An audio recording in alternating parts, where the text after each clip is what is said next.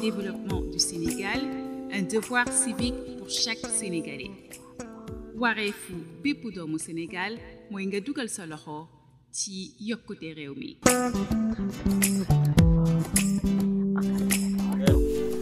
waaw mbokk yi maa ngi leen di nuyu di dellu siwaat man Jean Fall di leen wax ci mbirum xëy mi ak fii ci Sénégal ak xëyu xale yi nga xamee ne dafa nekk jafe-jafe ba nga xamee ne fi ñu toll nii ñi nekk ci politique bi ak gouvernement bi ñemewuñu sax tudd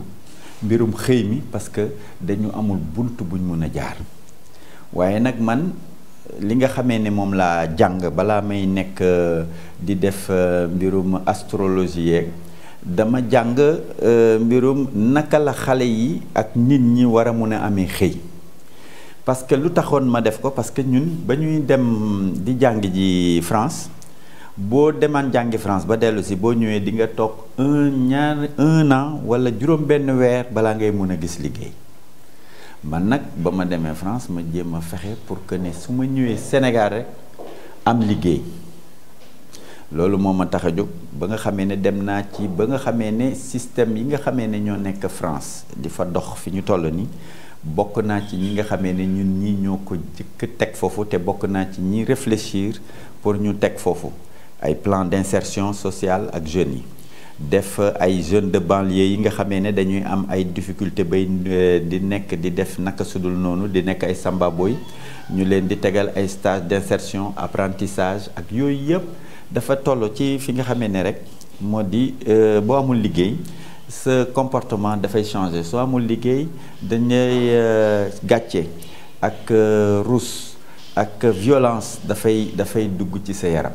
alors tey jii nag ma daal di bëggoon nag wax leen Sénégal lan moo tax ba tey jile mbir mi doxul li tax mbir mi doxul moo di que tubaab bi ñu fi nekkee dañu jëloon système bi nga xamee ne mooy dox ci seen réew ñu def ko fi daal di fi teg benn ay inspection du travail teg fi direction de la main d'œuvre li ñu doon wax direction de la main d'œuvre moo doon boo xëyee suba nga am foo jublu pour mun fa taxaw daal di ne man lii laa mën lii laa mëne ñooñu itam bu ñu jëlee de compétence yi nga xamee ne moom nga am ñu daal di ko jël di ko xayma suñu gisee fenn sax foo xamee ne trou la wala ca port ba wala ca ONCAD ñu daal da ngay xëy benn suba rek ñu woo la téléphone ne la ñu waa ONCAD ñu ngi jël ñu ngi daa taare gerte bi dinañ la mun a jël ñu jël leen ci ay liggéey yoo xamee ne saisonnier yoo xamee ne yu ponctuel wala ñu jël la dugal la foofu ba nga dem ba seey ci biir structure yooyu bi nga xamee ne ñoo nañ ba def indépendance fii ci Sénégal Senghor dafa waxoon ne dafay def une industrialisation tous azimuts donc pour que xëy mi mun a taxaw mu daal di am nag li nga xamee ne yenn secteurs yi nga xamee ne secteur industriel tertiaire ak ñi nga xamee ne mooy yooyu yëpp bu ci nekk am di dox normalement main d'œuvre di leen alimenter ñu dem ba nga xamee ne nag Senghor dem na ba ci biir parce que koo xamee ne yaa ngi nekkoon nga fi avant indépendance ak booru année 60 bu Senghor daan génn sax da ngay dégg mun a horizon l'an 2000 une inde du Sénégal industrialisation yooyu mu doon wax noonu ñu dem ba ci biir bi Abdou Diouf ñëwee mu am rupture ñu daal di commencer nag di gérer dëkk bi dégg nga selon les familles selon sant yi ba naam bi fi Senghor nekkee sax da nga daan gis pour nga mun a liggéey ci benn entreprise man maay dem seeti ji Dieynaba ne ko Dieynaba chef d'entreprise la mun nga ma jëlal suma jarbaat donc ce qui fait que boo demee jàng bi bu njëkk ba dañ daan wax jàng élitiste ñiy jël premier rek ñoo daan kii boo amee nag léegi par exemple nga nekk premier nga toog ay weer ay at mënuloo liggéey nga daal di gis koo xamee ne jàngul dégg nga ñu jël ko mu nekk directeur u dara xam nga foofu dafay am ay parité bi dafay injuste dégg nga ci critères yi nga xamee ne moom la ñu amee liggéey ci Sénégal foofu pour que loolu mënoon na continuer di dox c'est que toujours jëlal ma kii moom mooy li nga xamee ne moo freiné politique gu chômage bi politique gu emploi bi ba nga xamee ne état bi mosul xalaat teg une politique de l'emploi ma dugg ci entreprise di liggéey sama liggéey ba jeex ma daal di jóg daal di dem fa ñuy xayma xëy yu bare fa ñu nekk fi nga xamee ne fa la ñuy mën a xoolee nan laa mën a jaayee li ma mën a su ma doole su ma ñaq bi ma mën a jaay fan laa ko mën a exposé boobu amatul xarañu suñ si jubluwuñu ci loolu ñu ngi def rek politique rek jëlal ma suma jarbaat politique jëlal ma suma jarbaat bu góor politique jëlal ma suma jarbaat bu jigéen politique ndax nom nga ma wala bëgg nga ma neex nga ma pour que nga mën a fa dugg promotion canapé donc léegi nag li nga xamee ne moom moo daw depuis 50 ans président bi juddu fi màgg fii di gis loolu jàng di géeg yooyu ba ñu yegg si fii nag dafa war a dañu taxaw te Sénégal bi ma koy xam ba Sénégal jot benn yoon kese la ñu mos a jéem a fexe dugg ci affaire emploi moo di que bi ñuy def banque yi bi ñuy restructurer banque nationale yi bi ñu leen di restructurer parce que boobu sax amoon na benn plan social bu ñu tegoon boo xamoon ni amoon na formation professionnelle boo xamee ne mosu fi woon a am formation professionnelle boobu ci négociation yi dañ ko prévoiroon pour que les agents de banque ñi ñuy deflaate ñu mun leen a defaral li nga xamee ne mooy stage de reconversion pour que ñu mun a demal seen bopp réinsérer wu dans les autres secteurs d'activité beneen bi mooy politique gu diplômé yi nga xamee ne maîtrisards yi nga xamee ne Sonaga moo ko fi doon def bi mu paree ñu daal di indi délégation à l'insertion et à la réinsertion ak nu mu tuddati des stages de qualification ak bon benn bi moo di que ni dinaa la wax pourquoi beneen bi stage d'orientation la c'est-à-dire que pour foofu nag dama fiy taxaw tuuti parce que man bi nga xamee ne waxtaan naag Senghor boobu temps maa ngi nekk étudiant ñu dajee France ma day ko wax ne ko man dama bëggoon a ñëw Sénégal pour toppatoo affaire u xëy mi mu ne ma le 28 octobre 79 mu ne ma man maa ngi dem mais dama bëgg dinaa la booleeg Abdou Diouf parce que sénégalais yi mënuñu kii dama bëgg a def une sénégalisation de l'emploi et des cadres et de la maîtrise donc man maa ngi dem pour le moment mais damay wax Abdou Diouf pour que mu reprendre le flambeau ci noonu Abdou Diouf le 31 octobre le 31 décembre 80 bi nga xamee ne Abdou Diouf ci lay dem mooy dernier acte bi mu def bi mu nekkee premier ministre boo demee ci chrono primature war nga fa gis lettre boobu trace lettre boobu mu bind ma lettre boobu temps maa ngi def suma maîtrise en administration économique et sociale nekk également à la chambre de commerce de Paris alors mu bind ma ne ma bon sa proposition yi daal c'est très intéressant suma gouvernement daf ci am accordé une importance primordiale am na benn groupe boo xamee ne maa ngi leen di wax pour ñu daal di xool naka la ñuy mën a fexe pour dugal la ci structure yi fekk man yónnee naa ko benn mémoire boo xamee ne dama ci doon wax pour ñu daal di teg Sénégal un dispositif d'insertion sociale et professionnelle boobu fekk na opération maîtrisards yi ñu ngi fi nekk da ngay génn ñu jox la lebal la ay camion wala transport nga dem def 6 mois daanu loolu moo fi nekkoon après bi ñu indee bi ma ko proposé pour que ñu daal di def AGETIP daal di def ay travaux d'utilité collective des peines de substitution defar ay système d'insertion pour les détenus bi ma leen defaree proposition yooyu yëpp ñu daal di génne la délégation à l'insertion à la réinsertion daal di ko def benn ministère bi ñu ko defee benn ministère biaisé ko daal di toog fële léegi finalement fi nga xamee ne loolu fa la waroon a mun a jaar moo di que ni Sénégal ci boppam dafa waroon a am un cadre législatif et financier de la formation professionnelle c'est ce qui devrait permettre li nga xamee ne moo waroon a permettre pour que ñi nga xamee ne dañuy liggéey ñu mun a jóg formé wu suñu formé woo fekk am na benn validation ak yooyu nga xamee ne moom lañ leen di former ci privé bi parce que xam nga toujours système éducatif sénégalais bi dafa nekk dans un monopole boobu mu nekk noonu donc tout ce qui n'est pas agréé par l'État du dox mais l'État est en marge avec le monde du travail donc il faut une adéquation emploi-formation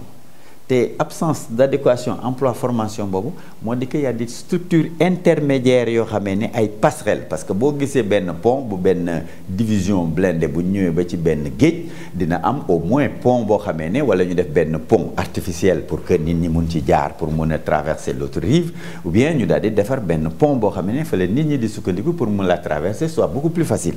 bon nga xamee ne dafay am un système de vase communicant entre le monde du travail et le système éducatif mais dafa am un cloisonnement tel dans le système éducatif ba nga xamee ne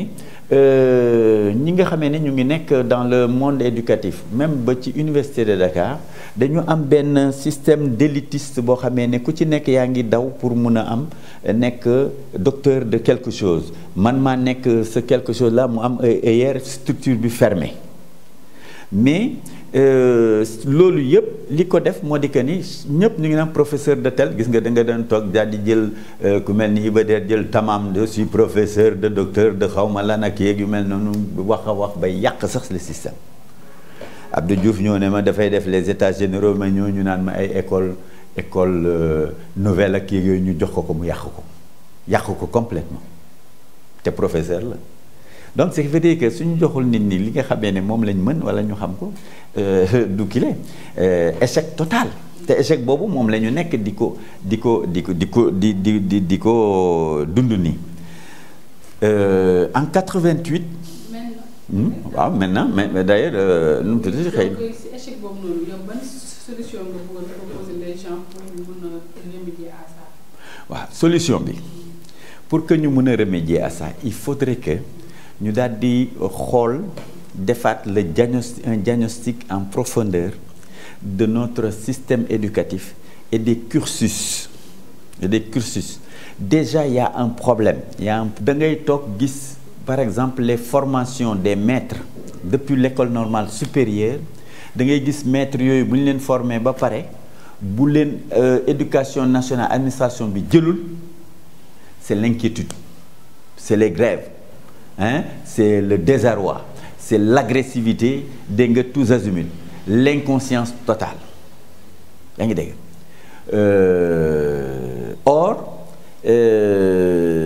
système boobu yëpp bi nga xamee ne ñoo nañ ba ma def diagnostic gu situation bi daal di ne bon il faut une passerelle bi il faut passer par un centre de formation continue il faut qu'on passe par un système de validation des acquis yoo xamee ne dafay émaner de l'État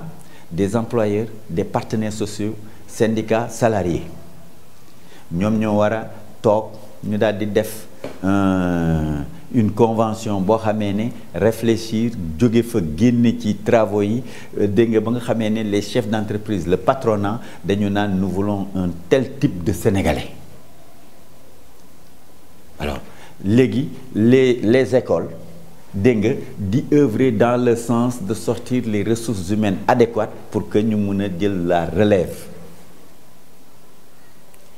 man gis naa ba léegi nii ça se fait jusqu'à présent en Europe mais gis naa ba léegi nii ay salariés yu liggéey ba jeexal daal di ne maa ngay dem retraite pour ngeen dimbale ma jël leen suma doom loolu xam nga mu ngi am ba tey donc égalité des chances on ne peut pas le dire yow mi jàng li doomam wala jàngul yow doo liggéey yow li nga xamee ne nag moo ci nekk moo di que solution bi d'abord il faudrait qu'on arrive dans ce pays parce que boo jàngee ba génn école ñu daal di la arrosel kontaan nga daal di ne bon suba damay dem université pour inscrire ji suba damay dem service national pour l'emploi ou service d'orientation pour l'emploi pour bindu ji soo bindoo ba pare dafay fekk ñi nga xamee ne ñoom ñoo la war a jox liggéey bi état bi en premier le chef de l'État doit prendre une grande mesure sociale le peuple là s'ils ont élu le président de la République si ce président de la République tant qu'il ne fera pas de l'emploi et de la formation professionnelle une grande mesure sociale boo xamee ne moom moo ciy toog di ko xool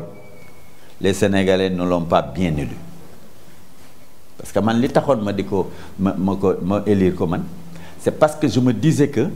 il sera très réceptif au phénomène bi nga xamee ne nit war na mun a xëy jóge France wala génn ci école yi fii daal di ñëw ñu bind la répertorier la tous les ordinateurs des 14 régions ñu daal di bës benn bouton rek daal di gis ne Dieynaba elle a un diplôme un master de maîtrise de kii yeeg yu mel noonu selon les potentiels ou le potentiel de l'environnement social le besoin qui se fait sentir ñu daal di la mën a convoquer nous avons un poste à Saint-Louis boo xamee ni war na la mën a intéressé nga daal di ne bëreet daal di jóg boo jógee chauffeur bi dem Saint-Louis ce jour-là dépense am dina xaw a yokk soo yeggee foofu dégg nga ba ngay yegg ca fa nga jëm ñu xool la seet la testé la ak kii yu mel mais par exemple fi mu nekk nii yow boo doon wut liggéey doo xalaat sax dem wut di liggéey Kaolack yëpp Dakar kese mais man le système que je propose moo di que ni optimisation des ressources de l'environnement le potentiel de l'environnement ak ressources spécificités de chaque région la fa am pour fixer les jeunes sur le terroir ñu daal di génne le type de métier yoo xamee ne war na fa mun a am ñu daal di jël xale yi de xool de selon l'environnement ñu mun a situer wu jël fa ay repères former le des projets forger des projets travailler ces projets professionnels ñu daal di trouver également des systèmes yoo xamee ne daf leen mun a jox la possibilité de pouvoir peut-être même dans le cadre de la préparation à l'entrée à la vie active certains qui ne parce que les leaderships tout le monde ne peut pas être leadership les jeunes qui seront formés pourraient peut-être constituer li nga xamee ne mooy constituer les personnes ressources yi nga xamee ne ñooy développer kii ñu encadrer leen ba nga xamee ne dinañ mën a am seen autonomie ak une certaine polyvalence dans les types de formation